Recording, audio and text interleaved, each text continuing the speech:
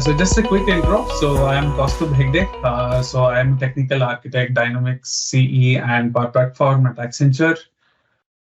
So I've been here in New Zealand for almost 4.5 years now, and I've been with Microsoft Technologies since last 12 years. Yeah, so a bit about the session, and feel free to stop me at any point or ask any questions at any point of the session. More than happy to pause and take any questions at any point. Don't feel that we have to wait till the end of the session for that. Let's keep it as interactive as possible. And yeah, so a bit about the session. So this is going to be more of a delivery focused session.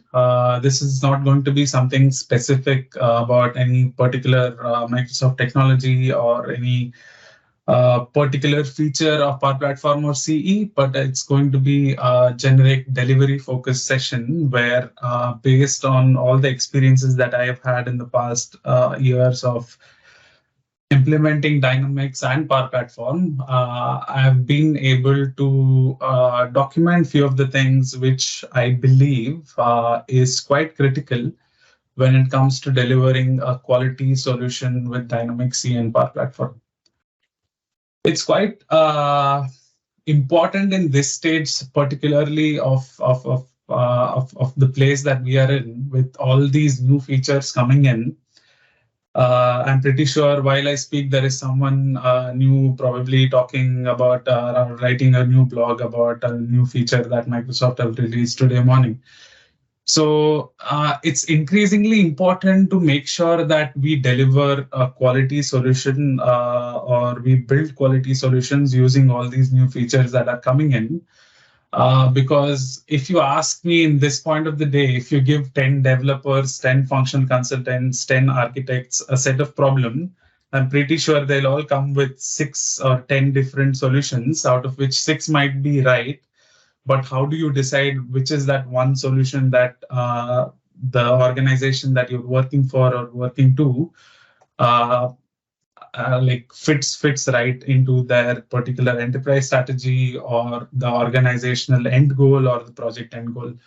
So this is going to be a set of I would say strategies or principles that I believe we need to document, we need to agree upon during the course of the project, or the best is before the start of any work that you guys do with the project, to make sure that every solution, if you give a set of problems to 10 developers, solution architects, functional consultants who have gone through these design principles or this set of principles, will all come up with that one consistent solution, which is going to be in line with the project's end goal, enterprise strategy, and the organizational end goal as well.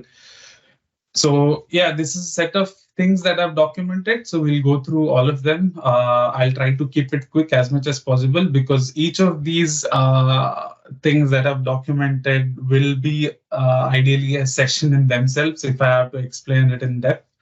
But I have tried to make it as high level as possible, as easily understandable as possible, and we'll try to keep it quick in the next 50 minutes as well. Can you zoom in a bit, Kaustubh? Yeah, it's too wide. I'll go into the presentation mode. Just give me one second. Yeah, that's better. How is this looking? Yeah, still it's fine. Yeah. Better? Better now? Yeah, okay. All good. All good? Yeah.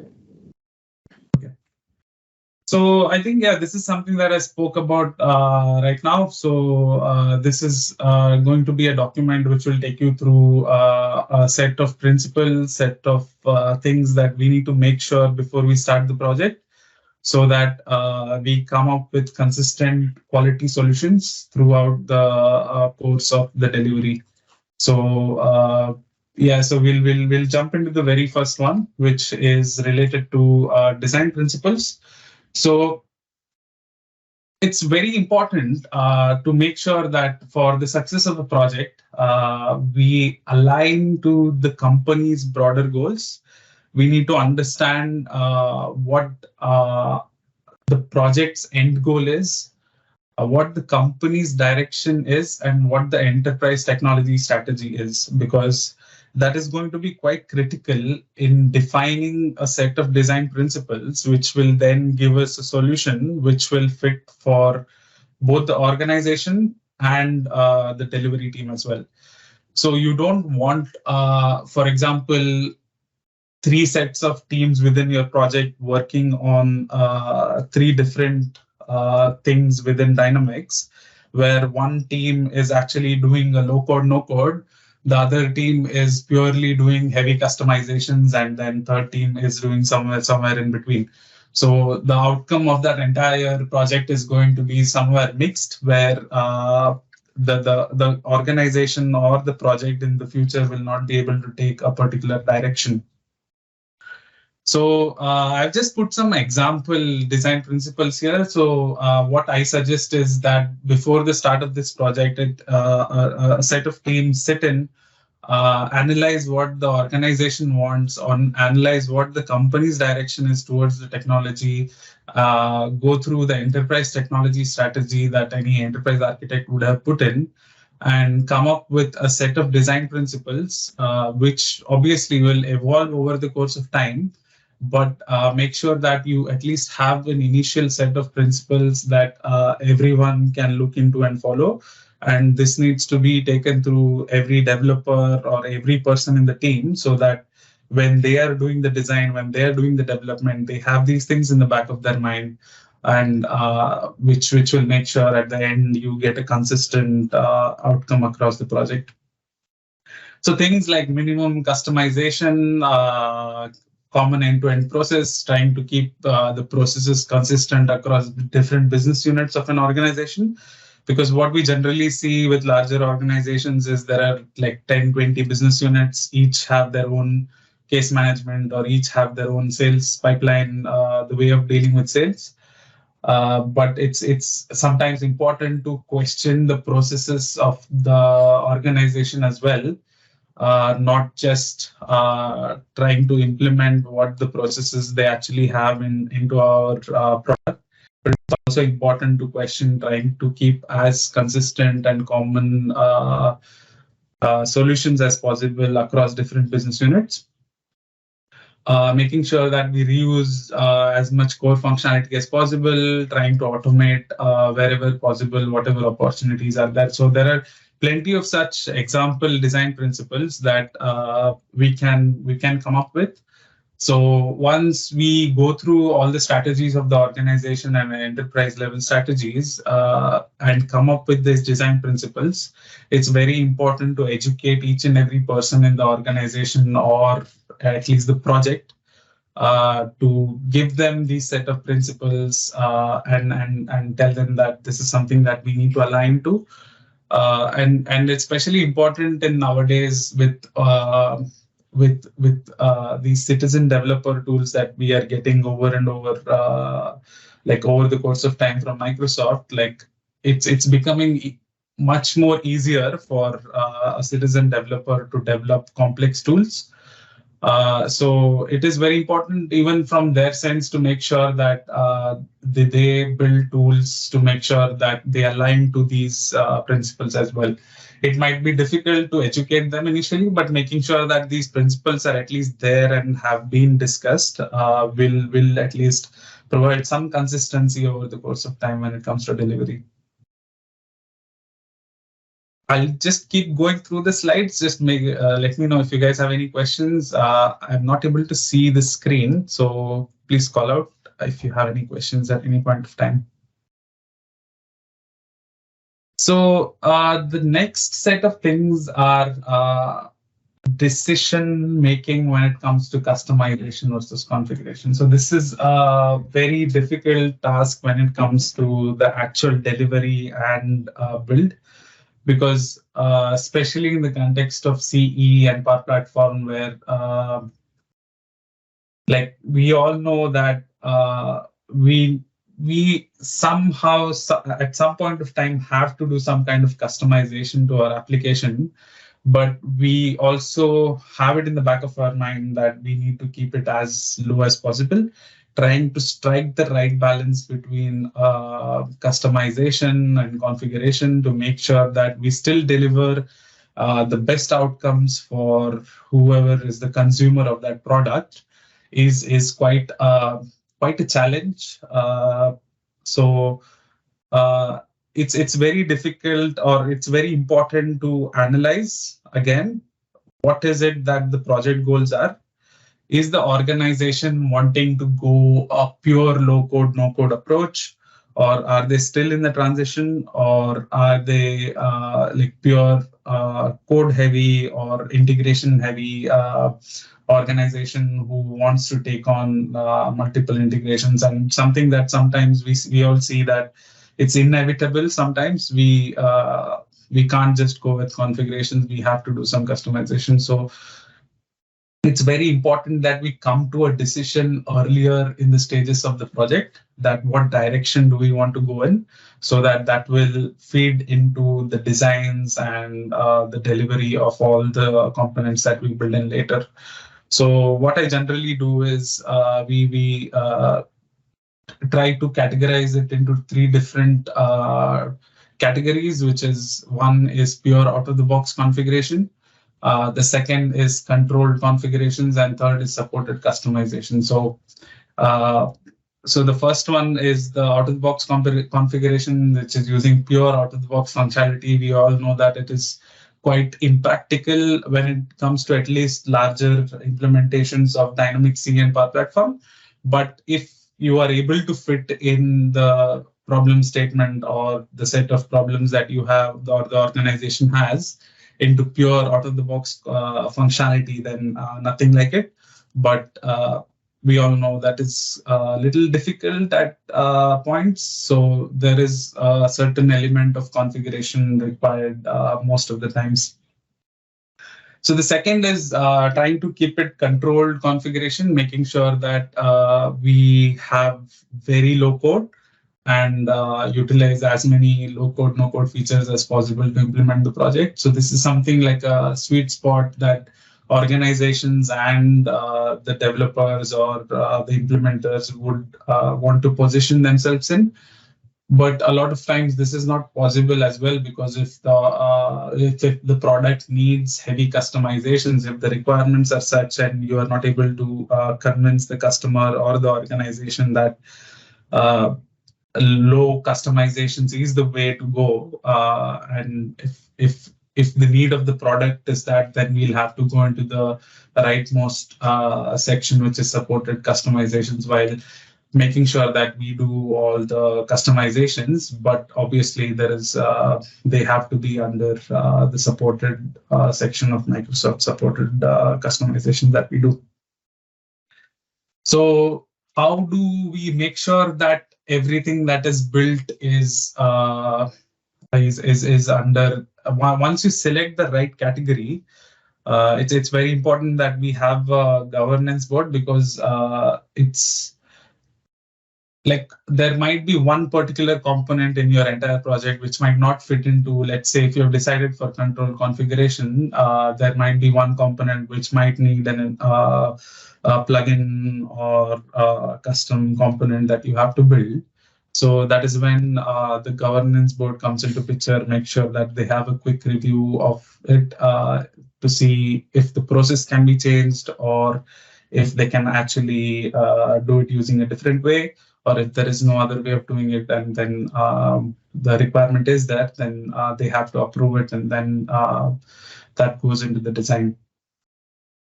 So yeah, so what I'm trying to say here is it's very important in the early stages, again, to decide the direction that you want to take the project in, if it's out of the box, controlled, or supported customization. So yeah, this will help a long way during the course of any delivery project to make sure, again, consistency of delivery. Kaustubh, can you hear us? Yes, I can. What stage of the projects you would have design governance, or just at the beginning, or can have it any point of time? Yeah, beginning would be the one where we would have most of it, but still there will obviously be some components that will get built during the course of the project as well. And it also depends on what kind of delivery it is. If it is traditional, then you get most of the design done during the initial phases. But if it's agile, pure agile, then yeah, over the course of whenever we are doing the backlog refinement and design of the sprint N+1, that is when I think the design governance board will have to kick in. And this is not something that will have to kick in every time. This is only when there is a deviation from the decision that was made initially. Like we don't want to hinder, sorry, our developers or functional consultants time to get governance approval every time. This is only when we are deviating or severely deviating from a decision that was made during the initial time of the project. Right. Thanks. Awesome. Any other questions? Good. Next is the ALM. So again, if I have to speak about ALM, it is going to be 3 sessions in itself, but I'll try to keep it as high level and compressed as possible. So ALM is application lifecycle management. So it makes sure that your application is built, deployed, managed in a certain consistent manner. To make sure that all your customizations and configurations are deployed with least dependency issues and like a smoother deployment basically, and make sure that if you have to extend the application further from just being an application that you have built for, it is more extensible and modular as well. So there are multiple components to ALM. So we have solution strategy, environment strategy, branching strategy, and we have ALM governance that comes in. So I'll go through all of them quickly. So solution strategy wise, so the strategy that we or I generally recommend is multiple solution shared components, which is Microsoft's suggested way of doing it as well. That we have a core master solution that has your core components, and then you have feature solutions which are specific to your modules or features that you are building. So that if developers have multiple environments, then there will be one customization master which will have the core solution, and then your feature solutions will get merged from different environments into that particular environment. So yeah, so that keeps it modular, and you have generic version control using your pipeline deployments.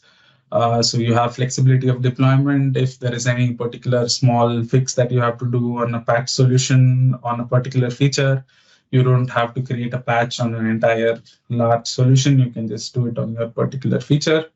And then it also reduces any dependencies issues, which we used to get quite a lot in the previous days. A lot of you might be thinking, why is there no unmanaged versus managed on this one? I don't think that is argument anymore. So unmanaged in your dev environments and managed in all non-dev environments is the Microsoft suggested way of doing it. And I think they're quite strict when it comes to reviews. If you get the reviews done, they'll make sure that you guys follow that. So it's always unmanaged in your development environment and managed in non-dev environments. So that makes sure that there is no deployment issues. Earlier days, we used to have like an unmanaged layer on top of managed, and if you deploy something, then you would not see that change reflecting. So all those issues will get resolved. And now that we have like a very evolved ALM frameworks with different organizations, or even the Microsoft ALM that we have, is quite easy to set up and quite straightforward. I don't think there is any hindrance around setting up a good ALM pipeline, CI/CD pipeline deployment strategy there. Yeah, so the next part is branching strategy. This might again be different for different organizations and different if you have a different environment strategy, you might have a different set of branching strategy. But like if it's a straightforward, we just use Git flow. Some organizations like to use master and develop. Some just use one. Some like to use a release branch after every release, but some like to do tagging. There is no exact, this is the perfect way of doing it, but it's always good to have a branching strategy that has been well thought about when it comes to releases. And one thing that always gets missed out when it comes to delivery is the continuous improvement, or BAU, after delivery. How does the branching work after that, and how does the environment strategy work after that, is something that needs to be kept in mind quite early in the early stages of the project, because it's generally an afterthought in most of the projects that I've seen. Yeah, so making sure that you have the right branches, right branch naming when you create feature branches will go a long way in helping the developers and the leads track the changes throughout the different releases. Can you zoom in the table? Yes, yeah. So this is one of the Git flow, I think, branching strategy, which uses develop and master, and then you have feature branches where developers pull from develop branches, create their feature branches with a set of proper naming convention, and then they do a pull request into develop once they're done, and then develop goes into SIT, and you have dev environment, and then once it's approved, it goes to master and then releases. And once it's released, it's tagged to that particular release. So that if you need to pull in a hotfix, you can just create your own branch using that tag. And then the only downside of using a hotfix, which is something inevitable, is you'll have to pull it into both master and develop. So this is one of it. Some organizations don't like to use develop, so that's all right again. But it depends on the environment strategy that the organization or the project is going with. If they have multiple development environments and have one customization master kind of a thing, then it's good to have a separate develop branch.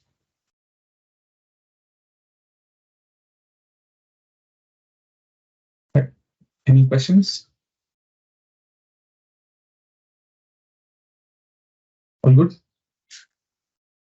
So the next part is the ALM governance. How do you make sure that your application lifecycle management is being used effectively and in the manner that you wanted it to?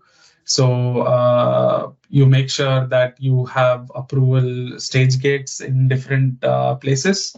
Like you could see that we have developed to feature branch and feature branch to develop. So when you do a pull request to develop, you make sure that there is an approval stage gate there. You have a set of users who do actually review and approve. And then you have the next stage gate when it goes to the master branch that set of users needs to approve.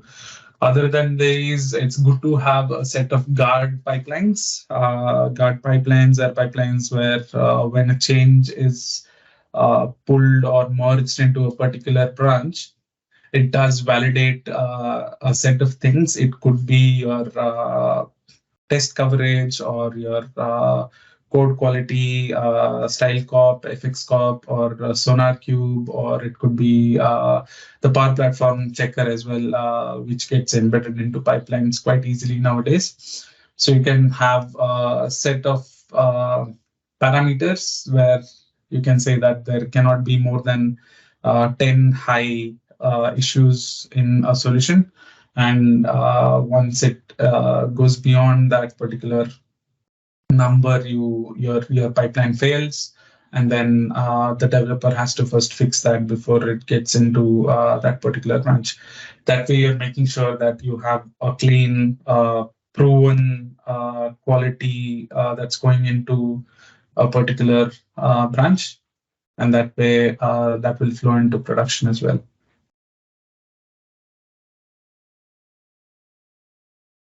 The next is approval conditions. These are some of the conditions that you can put on either the approval stage or on the user who is approving it. So making sure that there is a description to the pull request, making sure that an ADO item is linked, because it's quite critical to make sure that an ADO item is linked to pull request, as when the pull request gets deployed or when the changes in the pull request gets deployed, you get to see a tracking of all the changes that have gone. And so it's very helpful, especially when you're deploying so many changes. And there is one small component which is causing an issue. So it's very critical to track all those things on the pipeline. Making sure that the right files are changed, comments are added, again, code quality and benchmark, I've spoken about that. So making sure that all these conditions are met before a code is going into, or a configuration or customization is going into a particular solution or a branch, is going to go a long way in delivering quality.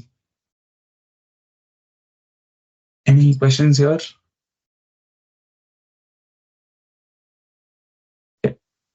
If I'm going too fast, let me know.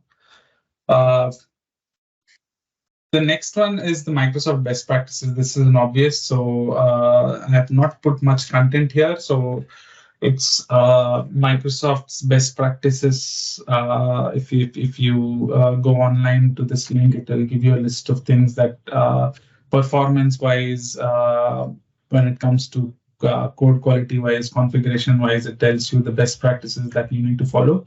So this is generally a Bible for all the developers and function consultants to make sure that things that they're building is actually a part of the best practice of Microsoft, because as you guys all know, there are 100 ways of doing one thing, and we have to find that one right way of doing it for our organizations. The next one is Microsoft Success by Design. This is something that I go with on a day-to-day basis.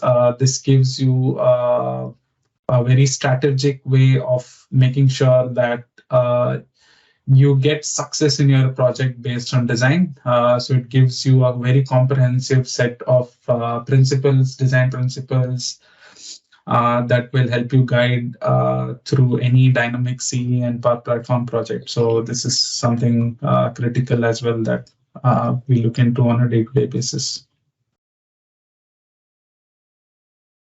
Any questions here, or if someone wants to add something, more than happy.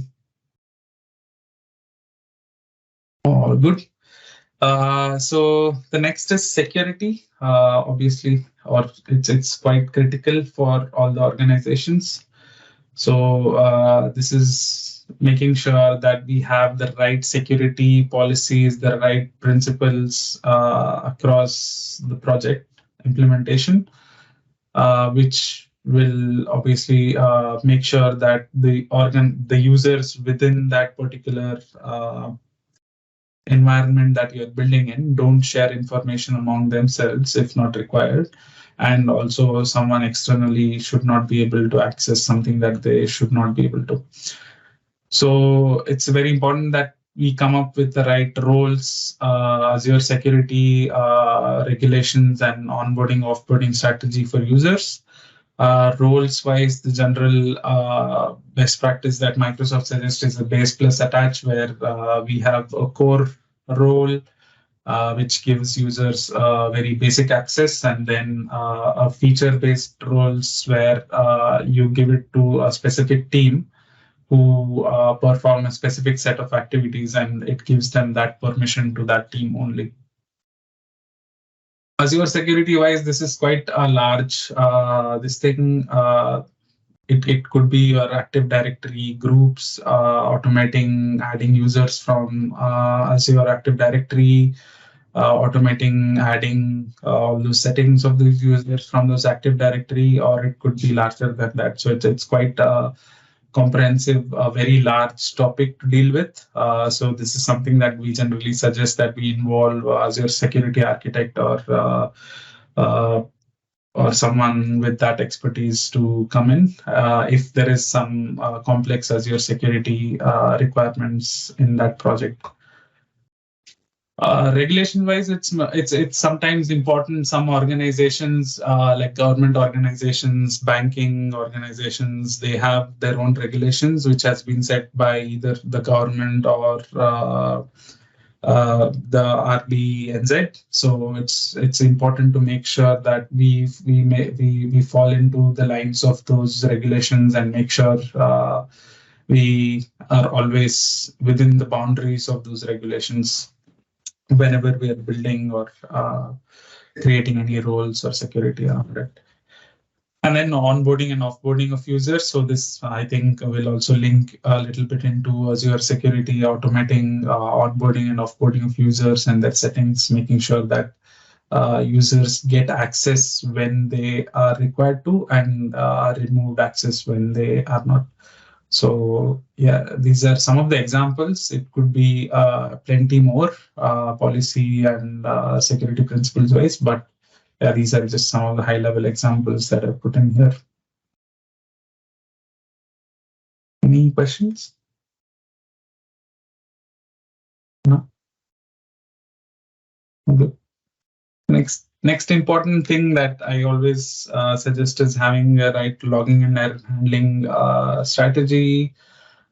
Making sure that all the plugin trace logs, all the error and exceptions are handled effectively and are reported to make sure if there is any critical issues happening within the application, especially in the backend runs of the plugins, the right user is notified with those errors, and then particular action can be performed to mitigate any issues that can be derived or that can be an outcome of that one small error which we might ignore. So it's quite important to first log them, and second, be able to give visibility for a set of users to be able to track those errors and be notified about them as well.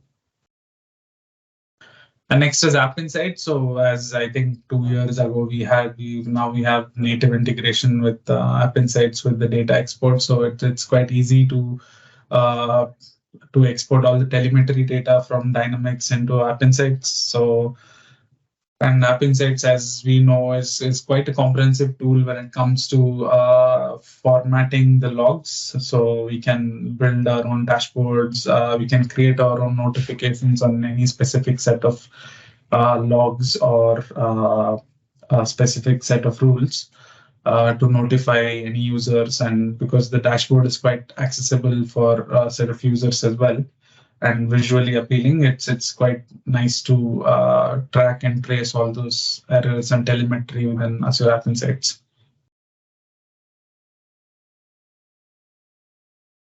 Yeah.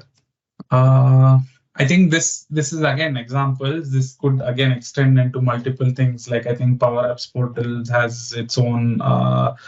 Yeah, there are other Microsoft tools as well which give like really good visibility of logs, page views, where the user has clicked, the heat map and stuff like that. So it's yeah, all of those tools can be used. So yeah.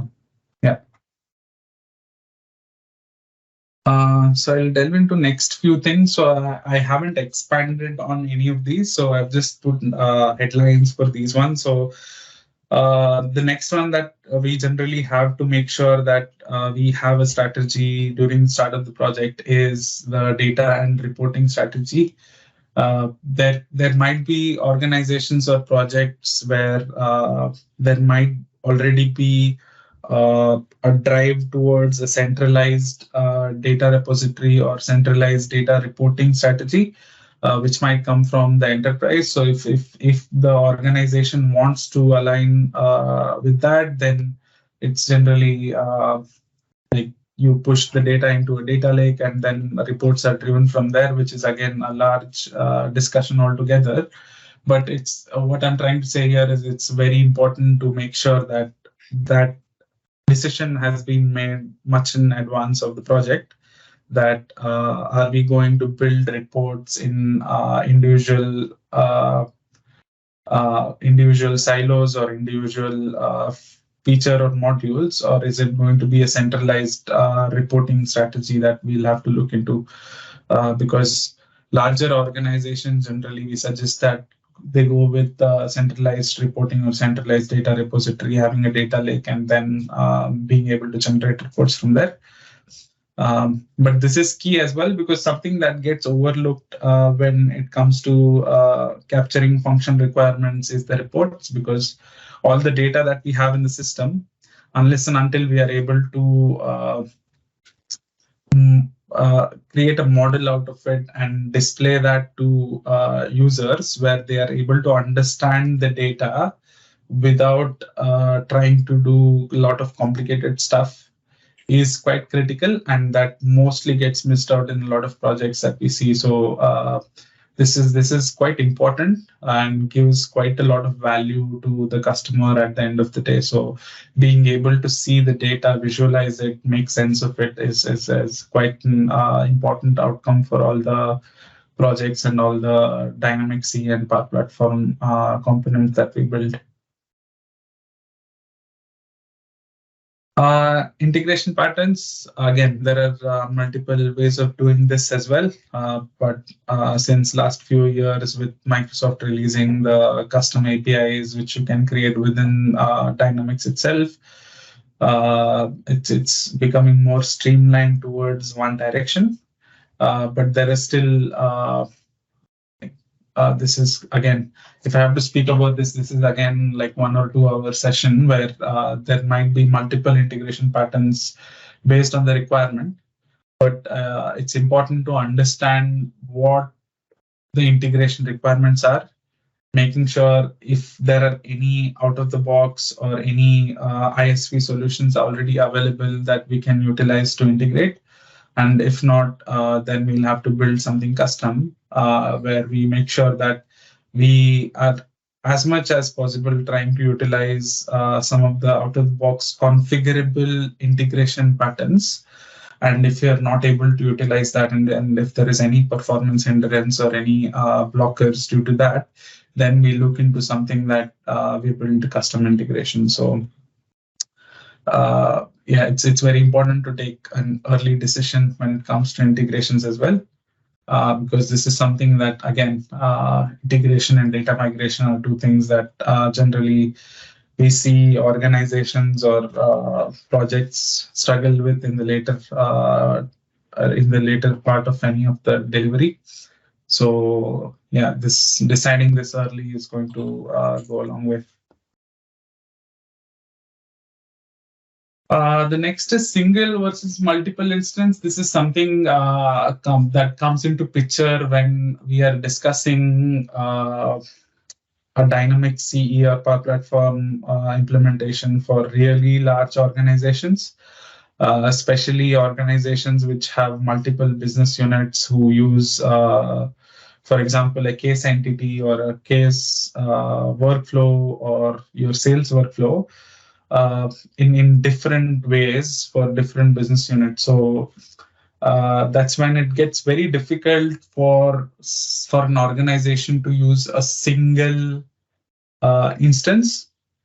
And there is so much business logic, there is so much conditional logics that go behind trying to show high, trying to work a particular code for a particular business unit, that sometimes I do suggest, or we do suggest, going multi-instance, where we try to put multiple business units into common buckets and try to provide multiple instances, trying to reduce the complexity on the instances. Or else you would imagine an organization that has 20 business units where they have been performing a particular sales or a customer service the way they were doing like from 20 years. It's going to be very difficult to put them all into one single instance and add so much complexity on that instance that the product gets blamed at the end of the day, which should not be the case, as it's not the right way of implementing.